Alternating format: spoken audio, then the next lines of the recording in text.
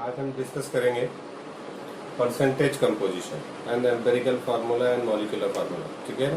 Last lecture में हम लोगों ने डिस्कस किया क्या मोल concept. What is the percentage composition. Percentage composition का फार्मूला होता है मास ऑफ दैट एलिमेंट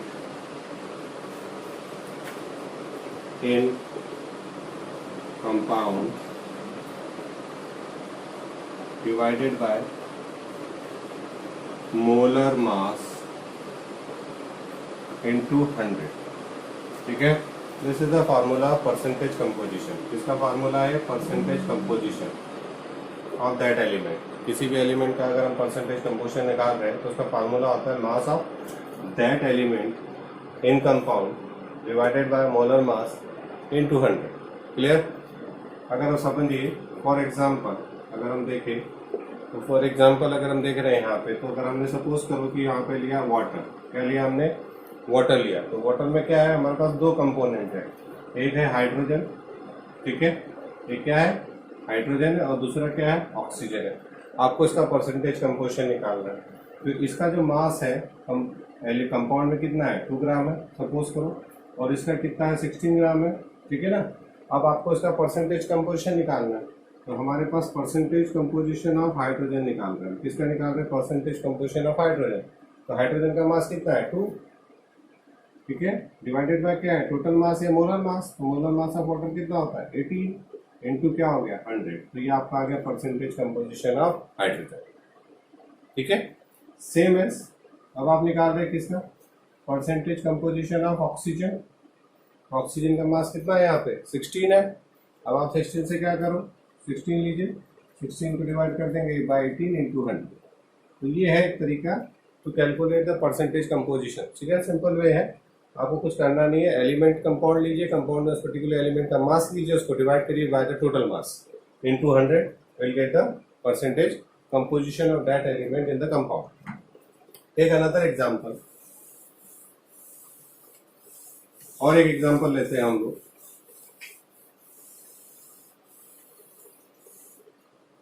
ठीक है, अब हम लोग ले लेते हैं सपोज करो कि हमने कुछ भी ले लिया मीथेन ले लिया CH4। ठीक है, और बोला जा रहा है कि now calculate the percentage composition of each element, यानी कार्बन का निकालना है आपको, हाइड्रोजन का निकालना है। तो इसमें परसेंटेज ऑफ कार्बन कितना हो जाएगा आपका। अब यहाँ पे कितना है मोलर मास कितना होता है, मोलर मास ऑफ मीथेन कितना है 60 ग्राम है। कार्बन का मास कितना होता है 12 ग्राम, और हाइड्रोजन का मास यहाँ पे कितना हो जाएगा 1 इंटू 4 इज इक्वल टू 4 ग्राम। ठीक है, अब आपको कार्बन का परसेंटेज निकालना है, तो पहले mass of carbon 12 divided by कितना हो जाएगा टोटल मास यानी 16 या मोलर मास इंटू 100। ठीक है, इसको सॉल्व कर लीजिए, will get the answer.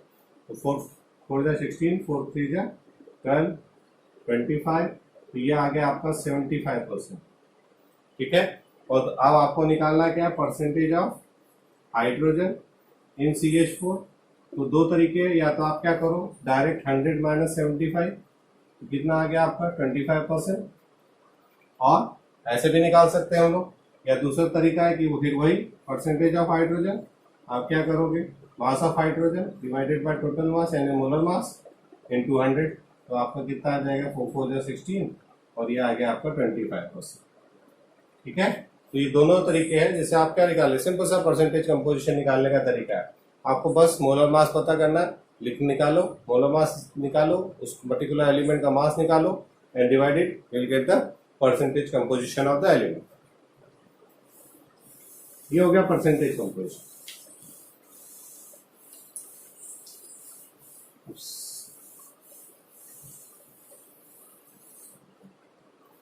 Second हमारा है एम्पेरिकल फार्मूला। सेकेंड क्या हमारा empirical formula and molecular formula. ठीक है, सेकेंड हमको क्या कैलकुलेट करना है एम्पेरिकल फार्मूला और मॉलिक्यूलर फार्मूला। पहले तो हमको पता होना चाहिए कि what is the meaning of empirical formula and what is the meaning of molecular formula. What is molecular formula. अगर मॉलिक्यूलर फार्मूला, पहले एग्जांपल लेते फिर समझ लेते। देखो अगर हमने लिखा किसी का भी, सपोज हमने ग्लूकोज लिख लिया, हमने क्या लिखा है यहाँ पे, हम ग्लूकोज ले रहे हैं, तो ग्लूकोज का जो मॉलिक्यूलर फार्मूला होता है वो क्या होता है, C6H12O6, ठीक है। और उसी का जब हम एम्पेरिकल फार्मूला लिखेंगे तो वो होता है CH2O। अब ये क्या है एम्पेरिकल फार्मूला और मॉलिक्यूलर फार्मूला? तो basically what is molecular formula? Molecular formula tell us about the actual number of atom present in a molecule, or it is a symbolic representation of a molecule which contain exact actual number of the atom. So in the glucose, how many atom of carbon? 6 atom of carbon, 12 atom of hydrogen and 6 atom of oxygen is present. Clear? When you are writing the empirical formula, the empirical formula means it is the simplest ratio of the atoms of the particular element present in a compound. The ratio of the elements of ठीक है, ratio of the atom of the element of a compound. Simple ratio, simple whole number ratio. अब देखो ratio, क्योंकि ये सब number 6 से divisible है, हमने इसको 6 डिवाइड किया, इसको 6 से डिवाइड किया, इसको 6 से डिवाइड किया, तो यहाँ पे हमारा क्या आ गया, C1H2O1। तो this is called empirical formula and ये क्या कहलाएगा आपका, molecular formula. Take another example, suppose we take hydrogen peroxide. Molecular formula of hydrogen peroxide is H2O2. What is the molecular formula? H2O2. अब इसी का अगर हम एम्पेरिकल फार्मूला लिखेंगे तो क्या हो जाएगा, इसका सिंपलेस्ट रेशियो निकाला जा सकता है, बोथ आर डिविजिबल 2, तो यहाँ क्या आ जाएगा आपका empirical formula H2। In same way take another example, molecular formula of, this is the molecular formula of ethane, C2H6. So how many atom of carbon? 2 atom of carbon and the 6 atom of hydrogen present in ethane. अब इसका simple whole number क्या होगा, 2 1 जा 2 और 2 3 जा 6, तो CH3 is a empirical formula. So this is the empirical formula and that one is the molecular formula. समझ में आ गई बात, क्या बता रहा है molecular formula? The actual number of atom present in a molecule. And what is the empirical formula? It tell us about the simplest whole number ratio of the elements, ठीक है, atom of the element. ये हमारे पास है empirical formula and molecular formula.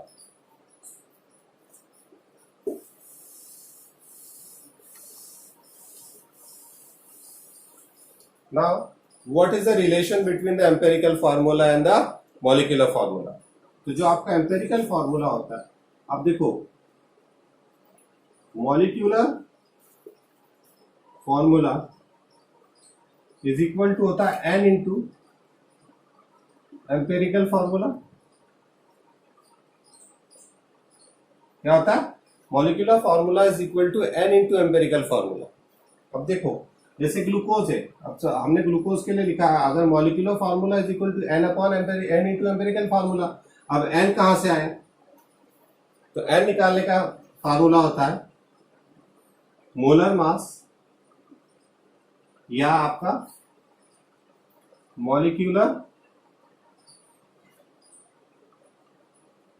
Mass in gram divided by आपका क्या हो जाता है, एम्पेरिकल फॉर्मूला मास, ठीक है, ये हो जाता है हमारा। अब हम समझे लिखे, अभी ग्लूकोज के लिए लिखा था, हमने ग्लूकोज के लिए क्या लिखा था, इसका मॉलिक्यूलर फार्मूला क्या था ग्लूकोज का, C6H12O6 एंड एम्पेरिकल फार्मूला हमारा ग्लूकोज का क्या था, C1H2O1, ठीक है। तो अब इसका जो मॉलिक्यूलर मास निकालते तो कितना आएगा, 180 ग्राम आता है।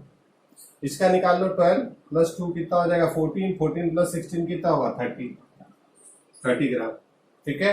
तो यहाँ पे जब n निकालेंगे तो यहाँ पे n कितना हो जाएगा हमारे पास, n हो जाएगा molecular mass upon empirical formula मास, यानी कितना आ गया 6, क्योंकि 36 जा 18 180, तो 6 आ गया। अब इस 6 का आप क्या करेंगे, जब आपको मॉलिक्यूलर फार्मूला निकालना है, क्या निकालना है, मॉलिक्यूलर फार्मूला निकालना है आप किसका, ग्लूकोज का, ठीक है ना, आप किसका निकालना है, ग्लूकोज का। तो आप क्या करोगे, इस 6 का मल्टीप्लाई कर दोगे किसमें, एम्पेरिकल फार्मूला में। तो हमारा देखो C ये हो जाएगा, किसका मल्टीप्लाई कर रहे हैं यहाँ पे, तो C1H2O1, ठीक है, या फिर आप मल्टीप्लाई यहाँ पे करो, 6 1 जा 6, 6 2 जा 12, 6 1 जा 6, तो आपका सीधे सीधे यहाँ पे क्या आ जाएगा फॉर्मूला, C6H12 O6।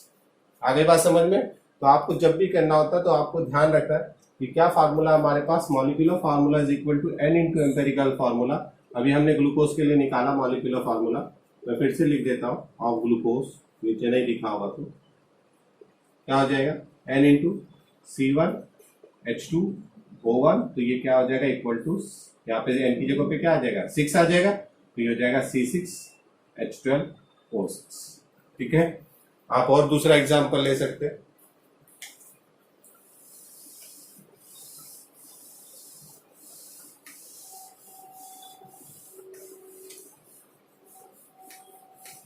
ठीक है, कुछ और एग्जांपल ले लो। सपोज अब अगर हमको एक क्वेश्चन दिया है, हम यहाँ पे क्वेश्चन करके कर लेते हैं।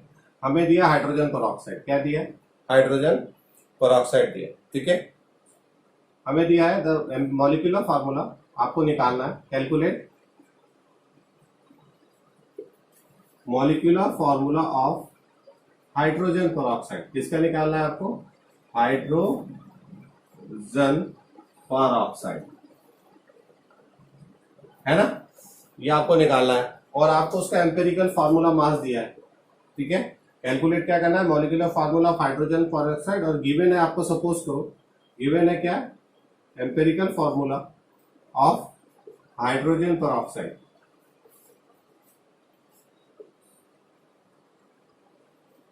क्या है, HO है।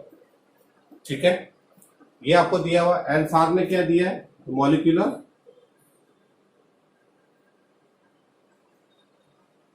मास ऑफ हाइड्रोजन पेरोक्साइड, आपको ये देके रखा, ये कितना है 18 ग्राम है। ठीक है, अब वो क्या कह रही है कि कैलकुलेट द मॉलिक्यूलर फार्मूला। एक यही तरीका होता है कि आपको मॉलिक्यूलर मास दिया होगा, एम्पेरिकल फार्मूला दिया है। अब आपको एम्पेरिकल फार्मूला यहाँ दिया है, तो आप एम्पेरिकल फार्मूला मास ऐसे क्या करेंगे, कैलकुलेट कर लेंगे। ठीक है, कितना आ जाएगा एम्पेरिकल फार्मूला मास, HO कितना हो जाएगा हमारे पास 1 + 8, कितना आ गया 9 ग्राम आ गया। अब आप क्या निकालोगे, पहले n निकालोगे, तो n क्या था, मोलर मास अपॉन क्या था, एम्पेरिकल फार्मूला मास। ठीक है, अब मोलर मास हमारे पास कितना है यहाँ पे 18, एम्पेरिकल मॉलिक्यूलर मास कितना है 9। हमने इसको क्या किया, डिवाइड कर दिया, कितना आ गया हमारे पास 2, तो n की वैल्यू कितनी आ गई 2 आ गई। एम्पेरिकल फार्मूला हमें दिया है, तो हमारे पास मॉलिक्यूलर फार्मूला क्या हो जाएगा,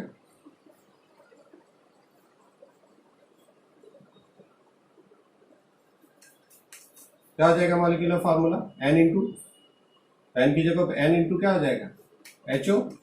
ठीक है ना, तो यहाँ पे क्या हो जाएगा 2 इंटू मॉलिक्यूलर, इसमें हम 2 का मल्टीप्लाई कर देंगे, या आप इसको ऐसे भी लिख सकते हैं H 1 इंटू 2 O 1 इंटू 2, तो हमको क्या मिल जाएगा H2O। तो ये आ गया आपका हाइड्रोजन पेरोक्साइड का फार्मूला।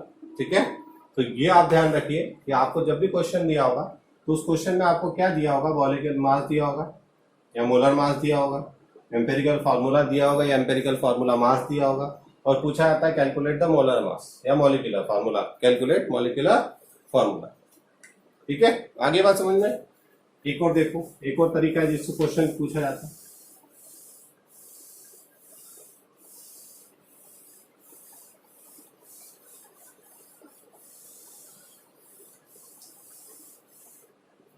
एक होता है वेपर डेंसिटी। तो वेपर डेंसिटी और मॉलिक्यूलर मास में क्या रिलेशन, तो जो मोलर मास होता है आपका वो होता है 2 इंटू वेपर डेंसिटी। क्या होता है 2 इंटू वेपर डेंसिटी होता है। ठीक है, अब आपको किसी का वेपर डेंसिटी दिया और मॉलिक्यूलर मास निकालना है आपको, तो आप क्या करोगे, 2 से मल्टीप्लाई कर दोगे वेपर डेंसिटी में, then will get the molecular mass. ठीक है, अब आपसे फिर कहा जाता है कि कैलकुलेट या find out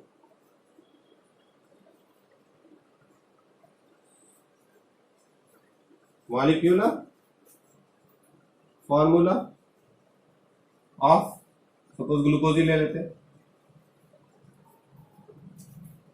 find out the किसका है, molecular formula of glucose, whose vapour density कितनी लेट दे दी हमको, हुज वेपर डेंसिटी कितना देगा 90। ठीक है, and empirical formula mass is 30 gram. ठीक है। अब हमको देखो ये एम्पिरिकल फार्मूला मास दे दिया, वेपर डेंसिटी दिया है, मॉलिक्यूलर मास तो दिया नहीं एन निकालने के लिए। तो पहले आप क्या निकालेंगे, मोलर मास निकाल लेंगे। कितना आ जाएगा आपका 2 इंटू वेपर डेंसिटी, तो कितना आ जाएगा 2 इंटू 90 यानी कितना आ गया 180 ग्राम आ गया। एम्पेरिकल फार्मूला मास दिया ऑलरेडी, कितना दिया 30, तो आपका एन कितना हो जाएगा 180 अपॉन 30, तो आ गया आपका 6। तो मॉलिक्यूलर फार्मूला क्या हो जाएगा एन इंटू, ठीक है। एम्पेरिकल फार्मूला यहाँ दिया होगा आपको, एम्पेरिकल फार्मूला भी साथ में दिया होगा। एम्पेरिकल फार्मूला आपको दिया है, सपोज यहाँ पे आपको मॉलिक्यूलर मास निकाल लिया हमने, ठीक क्या दिया है आपका CH2O, ठीक है। तब आपने मॉलिक्यूलर फार्मूला आप CH2O है ना, तो ये हो जाएगा 6, तो ये आप उसको ऐसे भी लिख सकते हो C126H 2 इंटू 6 O 126, ठीक है। N हो गया तो क्या आ गया C6H12O6। तो एक दो ही तरीके आपको, या तो मॉलिक्यूलर फार्मूला दिया होगा, मास दिया होगा, एम्पेरिकल फार्मूला दिया होगा तो एम्पेरिकल फार्मूला मास निकाल लीजिए, या आपको दिया होगा मॉलिक्यूलर मास भी दिया होगा, एम्पेरिकल फार्मूला मास दिया होगा, एम्पेरिकल फार्मूला दिया होगा, वी कैन डायरेक्टली कैलकुलेट। या आपको क्या दिया होगा वेपर डेंसिटी दी होगी, वेपर डेंसिटी जब भी दी है तब आप मॉलिक्यूलर मास निकालिए और उसको कैलकुलेट कर लीजिए कि क्या आपका एम्पेरिकल फार्मूला आ रहा है। यहां तक तो हो गया। दूसरा आपको क्या देते हैं कि अगर आपको परसेंटेज स्ट्रेंथ दिया, क्या दिया आपको परसेंटेज स्ट्रेंथ, और फिर पूछा जाता है कि नाउ कैलकुलेट मॉलिक्यूलर फार्मूला। अब हमको वहां पे जब परसेंटेज स्ट्रेंथ दी होती है तब आप पहले क्या करोगे, परसेंटेज स्ट्रेंथ का मतलब क्या होता है, परसेंटेज स्ट्रेंथ का मतलब होता है अगर पार्ट 100, भाई वैसे भी परसेंटेज का मतलब होता है पर 100 ग्राम में उतना ग्राम वो सब्सटेंस प्रेजेंट है ना। परसेंटेज कंपोजिशन की डेफिनेशन वी नो दैट कि what is the meaning of the percentage composition. अब एक फार्मूला एक लेते हैं कि कंपाउंड कंटेन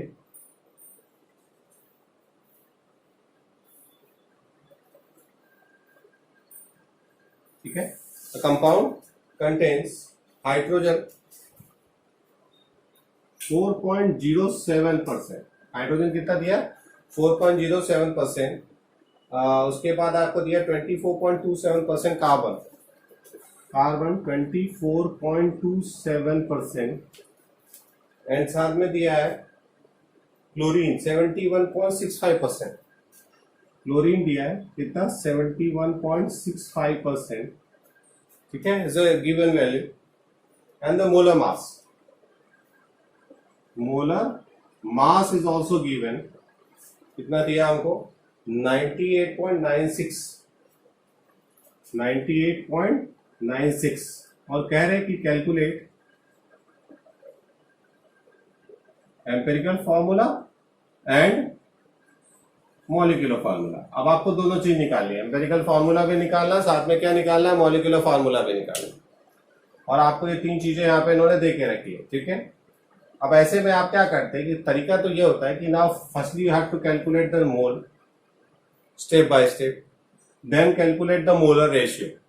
क्या निकालते हैं पहले आप, पहले कैलकुलेट करिए मोल को, फिर सिंपलेस्ट मोलर रेशियो निकालिए, फिर सिंपलेस्ट होल नंबर रेशियो निकालिए, एंड जो होल नंबर रेशियो आएगा वो आपका क्या होगा एम्पेरिकल फार्मूला हो जाएगा। फिर उससे आप क्या निकालिए एन निकालिए, and then multiply into empirical formula and then will get the molecular formula, ठीक है। ये स्टेप है हमारे पास। इसको डायरेक्ट करने के लिए हम क्या करते हैं कि एक टेबल बना लेते हैं, या हम लिख लेते हैं यहाँ पे एलिमेंट, ठीक है, फिर उसका परसेंटेज कंपोजिशन, उसका क्योंकि मोल निकालने के लिए वी नीड एटॉमिक मास, क्या चाहिए हमको एटॉमिक मास चाहिए, ठीक है। फिर उसके बाद निकालेंगे क्या सिंपलेस्ट रेशियो, है ना, ये हमारे पास आ जाएगा क्योंकि एटॉमिक मास है। या आप पहले मोल निकाल लेंगे, उसका क्या निकाल देंगे मोल निकाल लेंगे, फिर सिंपलेस्ट रेशियो निकालिए उसका,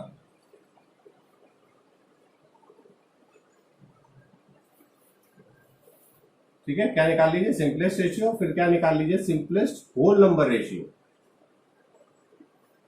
इतना आपको चीजें निकालनी। सबसे पहले आप क्या लिखते हैं एलिमेंट लिखते हैं। तो हमारे पास कौन कौन से एलिमेंट है, 3 एलिमेंट है, एक हाइड्रोजन है, दूसरा हमारे पास क्या है, कार्बन है, और तीसरा हमारे पास क्या है, क्लोरीन।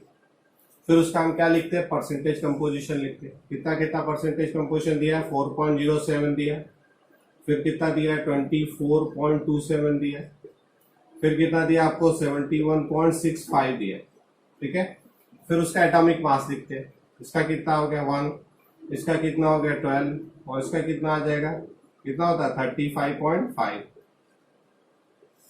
ठीक है, फिर आप क्या करेंगे, मोल निकालेंगे। तो मोल क्या मतलब क्या होता है, जो परसेंटेज कंपोजिशन होता है वो क्या होता है, इसका मतलब हो गया इतना मास इन ग्राम हो गया, टोटल करेंगे तो 100 आएगा, आना चाहिए। ठीक है, अगर नहीं आ रहा इसका मतलब some other element also present in the compound, तो आप इसको टोटल करके हमेशा देखिए, आपको समझ में आएगा। तो ये आपका 100 आ रहा है। अब इसको आप मोल निकालिए। तो मोल निकालने के लिए आप एटॉमिक मास 4.07 से को डिवाइड करिए 1 से, 24.27 को डिवाइड करिए किससे, 12 से, और 71.65% को डिवाइड करिए किससे, 35.5 से। यहां हमारा आ गया 4.07 आ गया। ठीक है, अप्रॉक्स दूसरे को हम देख लेते कितना 2.0, तो ये हमारा कितना आ रहा है 2.021, इसका भी कितना आ रहा है 2.021। अब ये हमारे पास वैल्यू आ गई। ठीक है, अब जब हम इसका सिंपल रेशियो निकालेंगे तो आप क्या करते हैं कि जो उसमें से सबसे स्मॉल मोल आया, आपका सबसे स्मॉल नंबर आया, उससे आप सबको डिवाइड करेंगे स्मॉल नंबर से, याद रखिएगा। अब यहाँ 2 आया, ये भी 2 सेम ही वैल्यू है, लेकिन ये बड़ा, तो इससे इनको भी और इसको भी डिवाइड कर दीजिए, या इससे इसको डिवाइड कर दीजिए। तो 4.07 डिवाइडेड बाय 2.021, फिर आपका क्या आ जाएगा 2.021 डिवाइडेड बाय 2.021, और यहाँ पे 2.021 डिवाइडेड बाय 2.021, ये आपने डिवाइड कर दिया। जब आप इसको डिवाइड करेंगे तो विल गेट 2, यहाँ कितना आ जाएगा 1, यहाँ कितना आ गया 1। तो ये तो already simplest whole number ratio आ ही रहा है, तो यहाँ पे इसको अलग से निकालने की जरूरत नहीं है। उसकी जरूरत कब पड़ेगी वो बताता हूँ। ये आ गया हमारे पास 2:1:1, ये मोलर रेशियो आ गया। तो इसका मतलब इसका एम्पेरिकल फार्मूला क्या हो जाएगा, इसका एम्पेरिकल फार्मूला हो जाएगा, अब H कितना हो गया 2, C कितना 1, और Cl कितना 1, तो C का कितना हो गया 1। ठीक है, C का 1, H2Cl, ये इसका फार्मूला हो गया। कौन सा हो गया, एम्पेरिकल फार्मूला। अब हमको चाहिए L, क्योंकि हमको तो क्या निकालना है, मॉलिक्यूलर फार्मूला भी निकालना है, तो हमारा एम्पेरिकल फार्मूला तो निकल गया। देखिए, क्योंकि यहाँ पे आ गया 2 हाइड्रोजन, 1 क्या आ गया कार्बन, 1 क्या आ गया क्लोरीन, इसीलिए फार्मूला हो गया C1H2Cl। ठीक है, और एम्पेरिकल फार्मूला मास निकाल लो, यहाँ पे कितना हो जाएगा। अब एम्पेरिकल फार्मूला मास कितना हो जाएगा, तो ये तो निकाल ही जाएगा, 12 + 2 कितना हो जाएगा 14, 14 + 35.5, तो कितना हो गया आपका 14 + 35.5 लिख लो, 14 + 35.5, तो इसको आप कैलकुलेट कर लो, 3 + 1 4, ठीक है 0.5, 49.5 आ गया। अब आपको क्या चाहिए, N चाहिए। N क्या होता है, molecular mass divided by empirical formula मास, तो इसको डिवाइड कर दीजिए 98.96 डिवाइडेड बाय 49.5, अप्रॉक्स कितना आ जाएगा 2 आ जाएगा, अप्रॉक्स कितना आएगा 2, क्योंकि 99 होता है 49.5 इंटू 2 99, तो आ गया 2 आ गया अप्रॉक्स। अब मॉलिक्यूलर फार्मूला निकालेंगे, तो मॉलिक्यूलर फार्मूला क्या होता है N into empirical formula. Empirical formula हमारे पास कितना है C1H2Cl1 है। अब इसमें आप N का मल्टीप्लाई कर दो, तो मॉलिक्यूलर फार्मूला कितना आ जाएगा हमारे पास C 1 इंटू 2, H 2 इंटू 2, और Cl 1 इंटू 2, तो ये कितना हो जाएगा हमारे पास C2H4Cl2। This is the molecular formula. तो आगे बात समझ में, तो ये तरीका है निकालने का कि अगर आप पहले एलिमेंट लिखिए, फिर यहाँ पे क्या लिखिए परसेंटेज कंपोजिशन लिखिए, फिर उस एटॉमिक मास लिखिए, उसका मोल निकालिए, फिर जो सबसे स्मॉल नंबर है उससे सबको डिवाइड करिए, और फिर जो रेशियो आता है वो मोलर रेशियो। अगर ये होल नंबर में नहीं आता, सपोज करो यहाँ तो होल नंबर में आ गया, अगर ये आता 1.5 सपोज करो, अगर ये आ जाता तब क्या करते, तब तो ये होल नंबर में है नहीं, एटम कभी फ्रैक्शन में होता नहीं। तब करने के लिए क्या करते हैं कि फिर उसको होल नंबर में बदलते हैं। अभी तो ये 1 आ रहा है, लेकिन अगर इन केस अगर ये यहाँ पे ये वैल्यू ऐसी नहीं होती और यहाँ पे सपोज 1.5 आता, तब क्या करेंगे, तब आप क्या करते हैं कि इसको फिर सुटेबल इंटीजर से मल्टीप्लाई करो नंबर से। ताकि इसको आप इसमें कन्वर्ट कर दो होल नंबर में, और इसको जिससे मल्टीप्लाई करेंगे आप होल नंबर में बदलने के लिए, फ्रैक्शन वाले को उतने ही नंबर से बाकी सब में भी मल्टीप्लाई करेंगे। तो यहाँ कितना हो जाएगा 2 2 जा 4, यहाँ कितना हो गया 1.5 into 2, कितना आ गया 3, यहाँ 2 1 जा 2। तो ये अब आपका सिंपल होल नंबर होगा। और अब इसके हिसाब से आप क्या निकालेंगे, एम्पिरिकल फॉर्मूला। लेकिन तब जब आपका वैल्यू फ्रैक्शन में आ रही हो, अगर वैल्यू फ्रैक्शन में नहीं आ रही है तो नो नीड टू मल्टीप्लाई, ठीक है, बाय एनी नंबर, क्योंकि ऑलरेडी सिंपल होल नंबर में आ रहा था हमारा, इसलिए हमने किसी भी चीज से यहां मल्टीप्लाई नहीं किया। ठीक है, तो this is the way to calculate empirical formula and the molecular formula.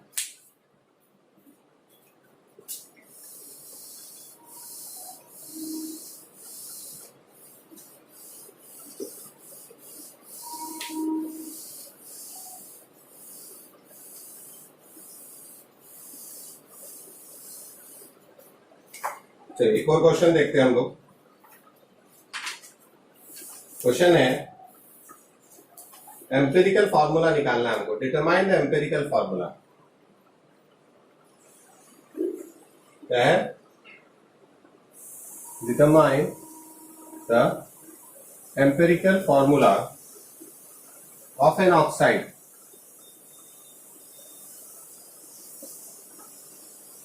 Of iron which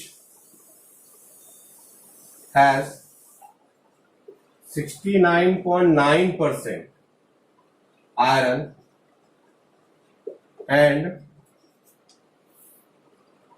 30.1% dioxygen.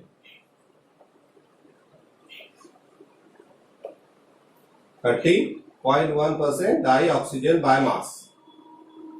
ठीक है, आपको ये दिया हुआ डाइऑक्सीजन बाय मास।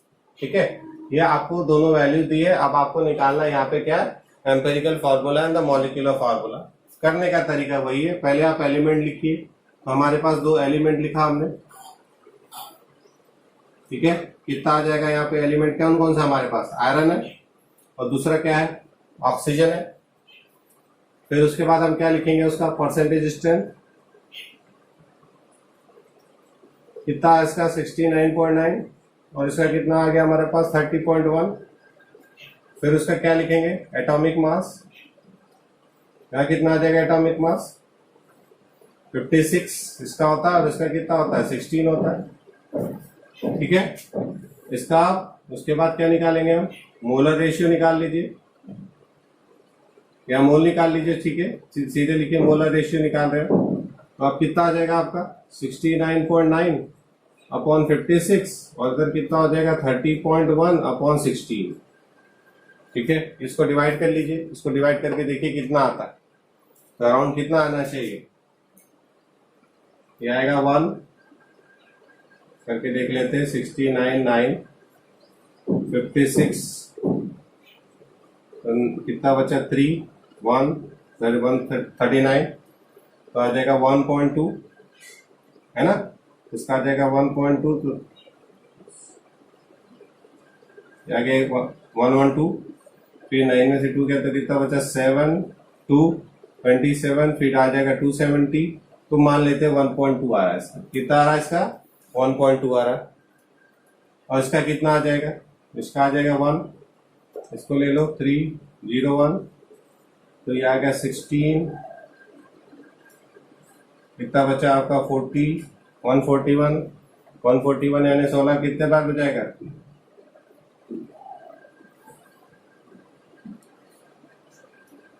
8 आएगा, 9 तो आएगा नहीं, 1.8 आ गया।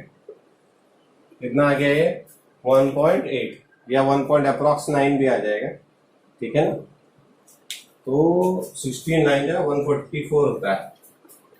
तो ये आ गया हमारे पास 1.8, सपोज इतना हमने ले लिया, अप्रॉक्स में है सब वैल्यू। अब हमको चाहिए क्या, ये मोलर रेशियो आ गया हमारे पास।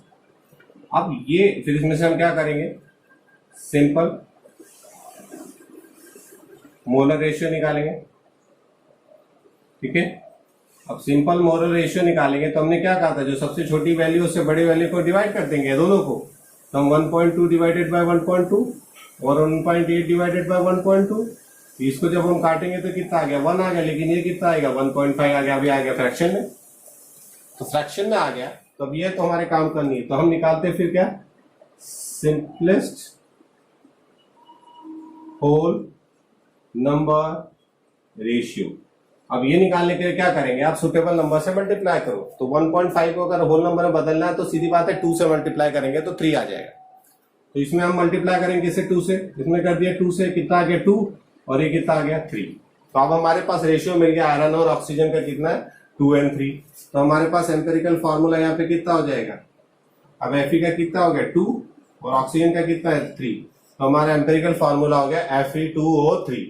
हमको बोला गया था ना कैलकुलेट द एम्पेरिकल फार्मूला, तो हमारा एम्पेरिकल फार्मूला आ गया Fe2O3। तो दिस इज द वे, और यहाँ पे ध्यान रखिए फ्रैक्शन में आया था इसलिए हमने यहाँ पे दोनों जगह सुटेबल नंबर से मल्टीप्लाई कर दिया। तो दिस इज क्या है, empirical formula and the molecular formula. Question इसी पे आते हैं, यहाँ बहुत हो सकता है, फिर हमने आपको पहले बता दिया वेपर डेंसिटी दिए तो आपको क्या करना है, मॉलिक्यूलर मास दिया तो आपको क्या करना है, तो आप आराम से निकाल सकते। ठीक है, थैंक यू।